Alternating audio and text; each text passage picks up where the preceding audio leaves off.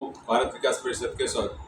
આપ સૌ જાણીએ છીએ કે ગુજરાત રાજ્ય યોગ બોર્ડ દ્વારા આવતીકાલે 3જી તારીખે મે મહિનાનો અને શુક્રવારે એક યોગ સંવાદનો કાર્યક્રમ માનનીય શિષપાલજી દ્વારા આયોજિત કરેલો હતો, જેનો સમય સાંજે 5 થી 7 રાખવામાં આવ્યો હતો, પરંતુ સંજોગોવશાત એ સમયમાં થોડો ફેરફાર કરી અને સાંજે 3 થી 4:30નો કરેલો છે।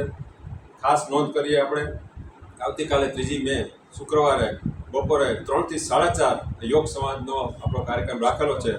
સ્થળ કન્યા વિનય મંદિર, જુનાગઢ રોડ, કેશોદ।